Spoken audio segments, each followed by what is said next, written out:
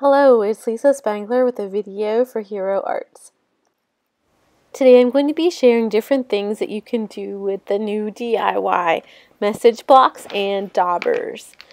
These are the new DIY message blocks. They come 3 in a pack.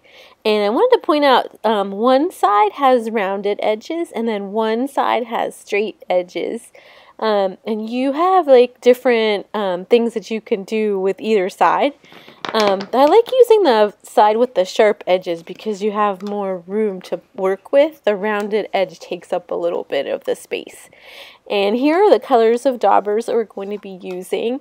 And I found that the neon colors work really great with this because they really pop on the wood.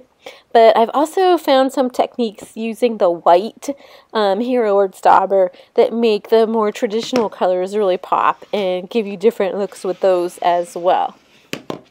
So to get started, I'm going to be using the neon red and the neon green. And this is really super easy to do. You just shake it up just to make sure it's really mixed well. And then just swipe the color right on there. So I'm just holding the sides of the bottle lightly. I'm not squeezing the bottle because then too much would come out. So I just give it a good swipe and then look at how great the coverage is. It's really solid and it really covers up the wood really well. Next I'll show you the neon green, and I'm just doing the same thing. I just shook it up first and then I'm just swiping it on there, and that's all there is to it. It's already covered, and these will dry pretty quickly depending on where you are, probably maybe 5 or 10 minutes. Next I'm going to show you some tricks with the white dauber and Tide Pool daubers. So for the top row, first I applied Tide Pool and then I put the white dauber over the top. And then for the bottom row, first I put the white and then I put the Tide Pool over the top. And as you can see, they give you different looks. So it's just a way to get more out of your supplies. And you want to let the layers dry in between applications of the dauber. I just wanted to mention that. So for the next step, I'm going to stamp a background on the block, and I'm going to be using these background stamps from Hero Arts in Basic Gray. First I'm going to use what is this one called?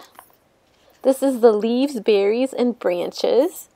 And I'm going to be using StazOn Silver Metallic ink because this dries really well on the wood.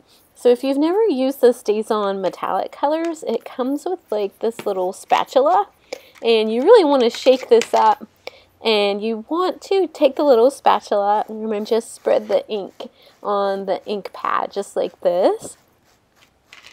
And then since the wood block is pretty small, I'm only going to put the ink on one part of the stamp. So I'm just putting it right here in the corner like that. And then I'm going to take the block and I'm going to press it into the stamp. And the trick with this is you want to go straight down and then press and hold for like a good 10 seconds to give the ink time to transfer onto the wood. And then lift it straight up, just like that. And look at how pretty that is and sparkly. And this will dry in no time.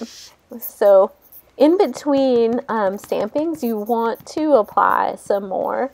And you can actually get like 2 blocks probably in this little area. So I'm going to try to put this one in a different spot. So once again, just press and hold and then lift straight up. And there you have another one. So you can make these really super fast. So here's a bunch that I did already. And I went and I put some of the silver metallic along the edge, and it just wasn't drying fast enough. So I just blotted it off there on the paper. And now I'm going to show you the next trick, and that is stamping on the block.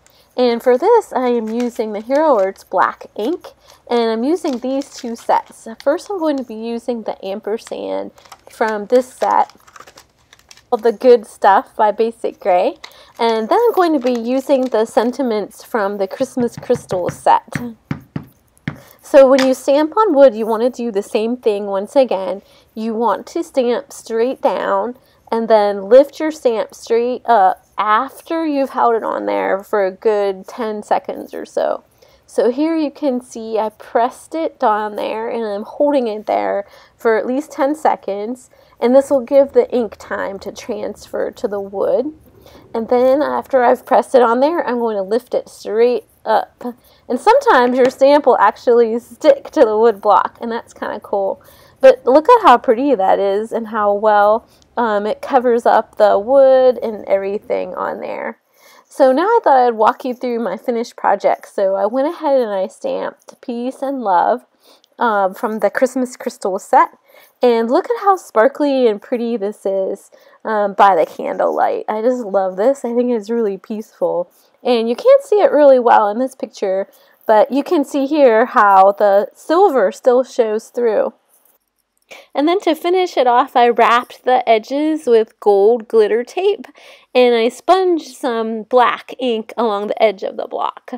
And here's another one I did, and this time I used the stencil, Subway letters stencil, and I stenciled the J and the Y, and then I stamped the ornament for the O. So there's all different kinds of things that you can do with these. And they make really great last-minute Christmas gifts too. Thanks so much for joining me, and thanks for watching.